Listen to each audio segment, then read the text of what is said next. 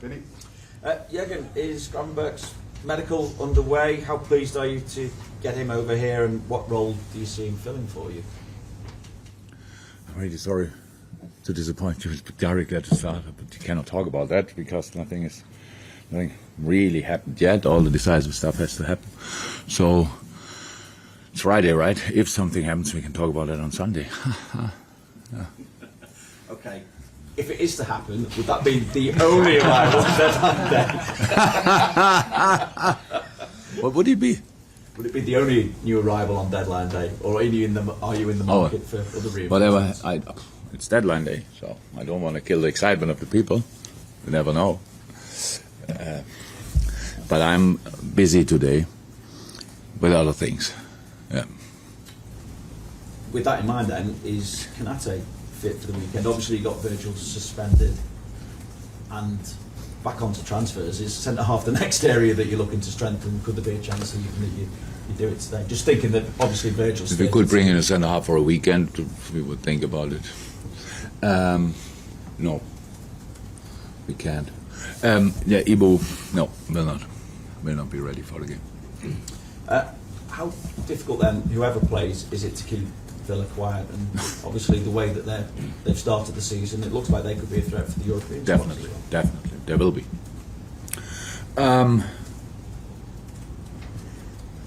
Saw the game against Burnley. I probably saw now, meanwhile, pretty much all the games, but I watched it when it happened.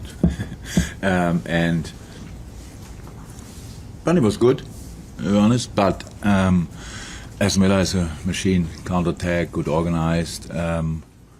Everybody committed 100%. When they defend deep, then they defend deep with all. From there they go. I think everybody agrees when you look at Villa, players they brought in, it makes massively sense. Have speed on the wings. Watkins up front. McGinn, super smart. Physical as well, but then really looking for these balls in behind and these kind of things. So it is a massive game, no doubt about it. And we have to play a top game to get something out of it, and we need Anfield as well. So that's what we have to make sure. I know that always depends on the way we play, a little bit at least, and we have to do our part. But I know the people are ready to do their part, especially after last weekend and. After that is international break, so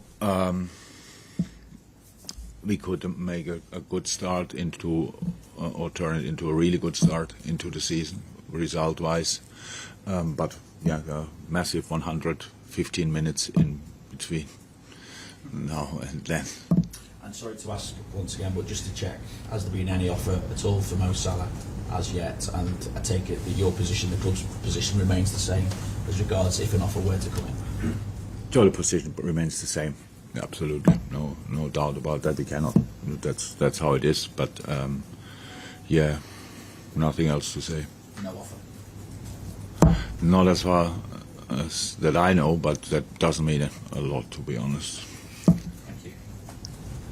Morning, Goon. Just on other team news, just wonder about Thiago and Curtis Jones. Yeah, Curtis is back in training fully. Thiago not. Thiago had a little setback. Started training with the team and had a little setback, so we have to slow down there a little bit. It's not cool for him, it's not cool for us, but it's how it is. And Thiago will use the international break for that. Then obviously to be up to speed, I'm pretty sure that should be hopefully enough for him then. And all the rest, until now, all the rest is available. What impact from last week's game what has it had on Darwin? Because I guess strikers obviously thrive on confidence. What impact has that had on him? Yeah, massive. That's clear. That's what he wants, what we want. That's exactly how it should have been. Being a massive threat, you could of course see it the next day, but everybody could feel it. This game was massive. It was, and the way it happened, all these kind of things. It looked for a while, for 10, 20 minutes, like everything goes against us. not destiny. We had our hand in that, but how the boys fought out of that was pretty impressive, and so now we should try to do that with 11 players. That would be helpful.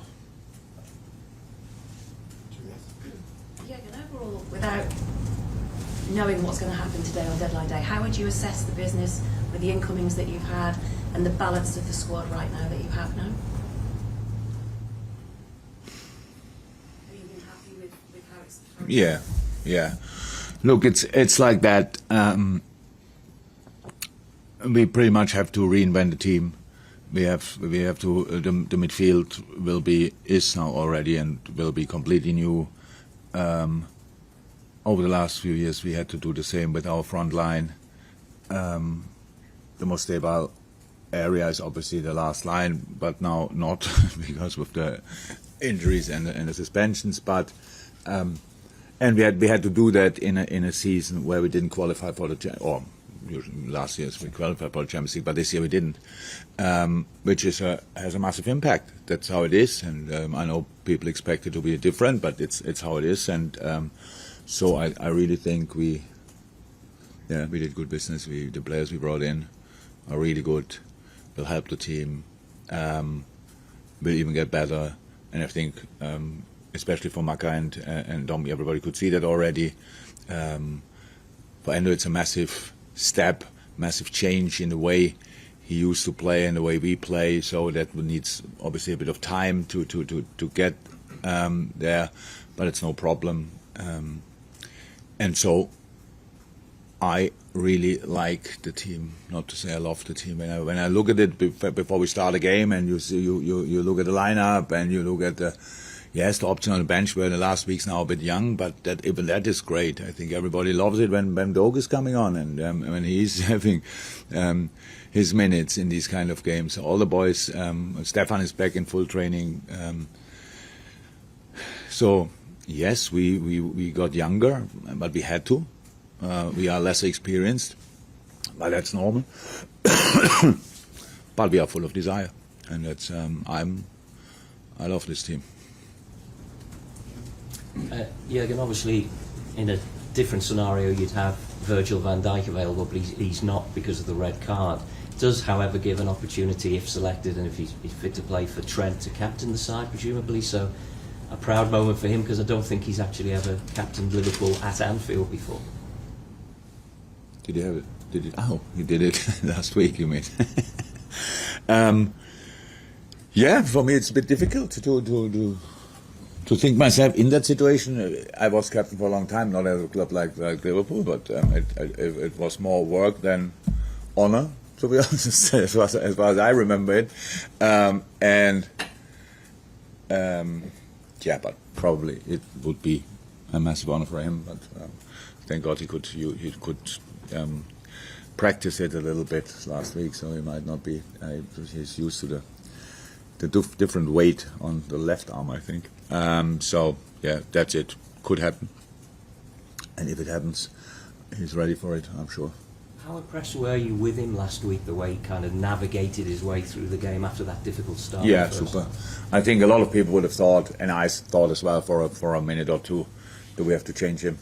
Do we have to make that change already? And I'm very happy that I didn't do it, and I'm even more happy that how Trent got through this game, because it is difficult. I think we all agree that everybody in the stadium, besides the Liverpool fans, wanted him to go off as well, like in the next situation, and pretty sure it would have happened if Trent would have given anybody the chance to do so.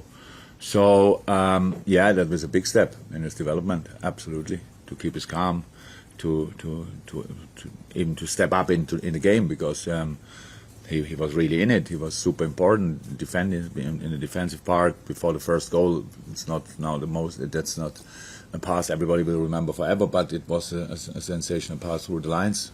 Diogo, Mo, bam, in behind, these kind of things, or Mo, Diogo. So it was like this. So yeah. How I said, we learned already a lot this season.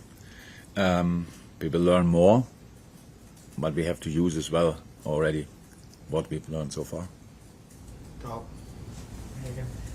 Just to go back to the midfield question, just wondering if you could evaluate how the dynamic and the skill set has changed with the midfield you have now compared to the midfield you had last season. We will see that. That's so natural skill set. I think is obvious, but we had to replace and to change the most successful midfield in the young history of this club. So Fabinho, Henderson, Milner, Gini Wijnaldum a few years now ago, and all had big parts in that game. Like Naby, Oxley, they all played big parts in that midfield, and in our best periods, I remember that here you faced. Or you asked me the question if we are enough of a goal threat from this midfield. When we scored all the goals from the front line, I think we have much more goal threat in midfield now.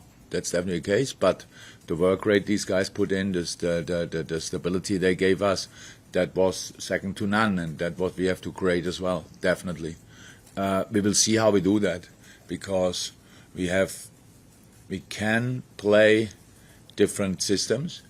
We have to think about that during the season, definitely.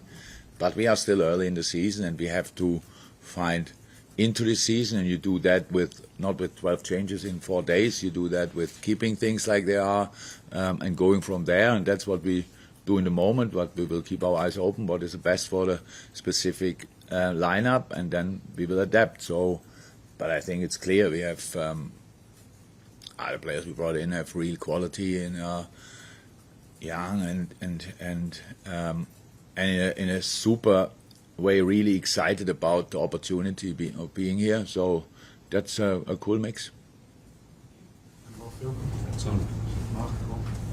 Alexander Chefrin said yesterday that he doesn't feel the Saudi League is a threat to the big clubs. Sorry, who said that? Alexander Chefrin. That's our president. Yeah, he doesn't think that the Saudi League is a threat to the big clubs in Europe because he said Mbappe and Haaland don't dream of playing in Saudi Arabia. Your club has And been then they can play alone here. Oh, Yeah. cool. But your club has been more unsettled than most this summer by Saudi because you've let 2 players go. You've had interest in Alisson and Mo. Do you think Cheffrin's right, or do you think you're going to have to be prepared for this to happen in January, it to happen next summer, in terms of these clubs being looking at your better players? I don't know 100% yet, to be honest. But I don't think the Mbappe and Haaland example is a really good one. If you took it like that, or you took it out of context, I don't know. I didn't see what he said.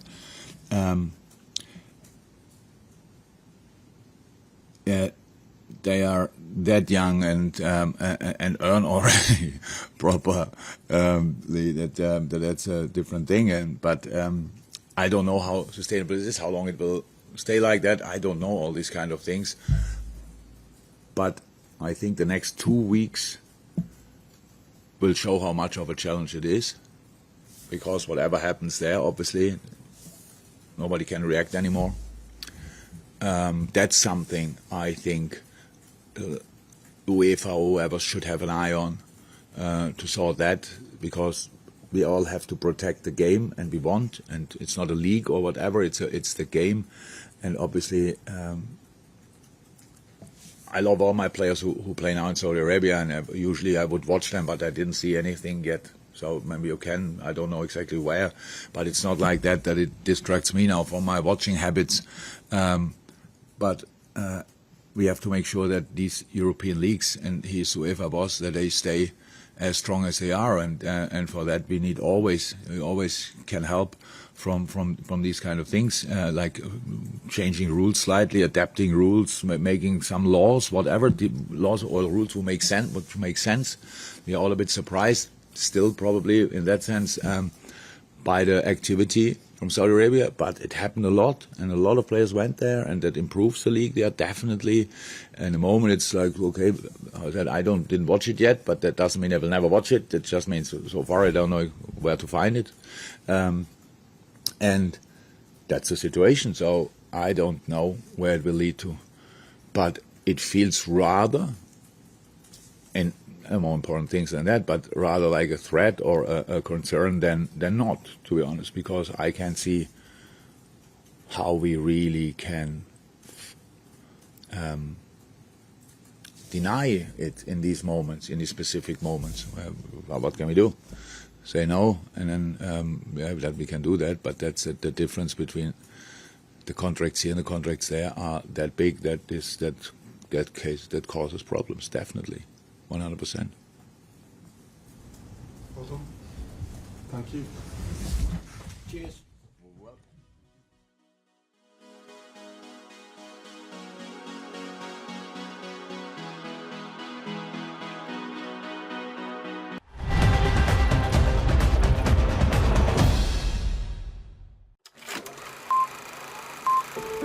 Liverpool inspired by Billy Little. That's Scottish dynamo Billy Little. Outside left, Little sees a chance, and he shoots.